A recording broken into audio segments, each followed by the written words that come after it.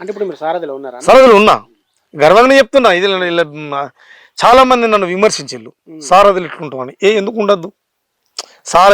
గడిలల్లో భజన అన్నారు, రాసేవాళ్ళు రాస్తారు భయ్. ఇప్పుడు ఇప్పటికి ఇల్లు కూడా పార్టీకి పాటలు రాసేవాళ్ళు ఉన్నారు.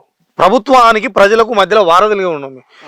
పథకాలని ఎట్లా ప్రజలకు చేరువేయాలని అంశం కానీ ఉన్నాం మేము. మా పాటలు నచ్చకపోతే ఆ పుస్తకంలో పెట్టుకోలేదు, మా పాటలు నచ్చకపోతే క్యాసెట్లో రికార్డ్ చేసుకోలేదు.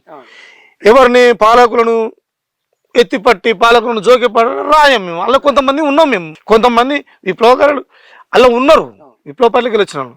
నువ్వు రాయమంటే నువ్వు హరితహారం మీద రాయంటే బ్రహ్మాండంగా రాస్తాం, ప్రకృతిని కాపాడడం కొరకు, తప్పులే. అలా అశోకుడి చెట్లు నాటించిండు. అయితే ఇందులో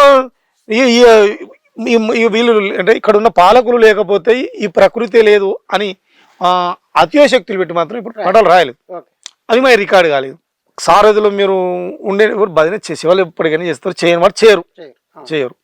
మేము మాకు ఉద్యోగం చేస్తున్నాం.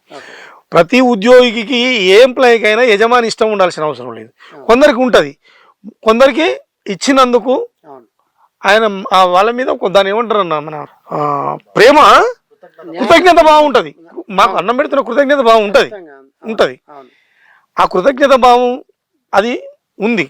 మరి చాలా మంది ప్రొఫెసర్లు ఈ సారథి ఉద్యోగాన్ని ఎందుకు ఖండించాలి, ఎందుకు విమర్శించాలి? పాటగాడికే ఏ ఉద్యోగం వద్దు, మిగతాదంత పాటగానికి ఉద్యోగం చేయకూడదు. ప్రజలు అంటే ఉద్యోగం ఎట్లా చేయకూడదు, ఎట్లా నిండాలని.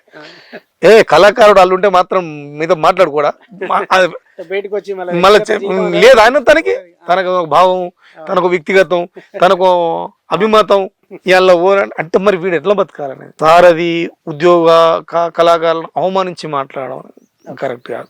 అందులో ఉన్నంత మాత్రాన ఏం మకిలి పట్టారు, ఏం ఖరాబ్ గారు, ఏం చెడిపోరు. అది బుద్ధి కోసం ప్రాయుడు రాస్తాడు, నువ్వు వేరు, నీలో మనిషి వేరు, నీలో తత్వం వేరు. మానసిక తత్వశాస్త్రం చదువుకుంటే తెలుస్తుంది. నువ్వెన్ని బంగారు నాణాలు కోట్లు నీకు ఇచ్చినా కూడా నీకు అంతర్గత భావం అనేది ఒకటి ఉంటది, దాన్ని ఎవ్వడు కొనలేడు. తెలంగాణ అనేది తెచ్చుకునేదే మేము. ప్రతి మనిషికి నౌకరు రావాలి, ఉద్యోగాలు రావాలి, మంచి బతుకులు బతకాలని తెచ్చుకున్నాం. సరే బతుకుతున్నారా వేరే ప్రశ్న, అది వేరే. దాంట్లో పొరపాట్లు ఉన్నాయి. దాన్ని మేము అంత బాగుపడ్డది బంగారు తెలంగాణ అయింది, లేకపోతే ఇంకోటి చేస్తాను లేదు. ఉంటే రోజు వైపు ఎందుకు వీళ్ళ వైపే ఉంది.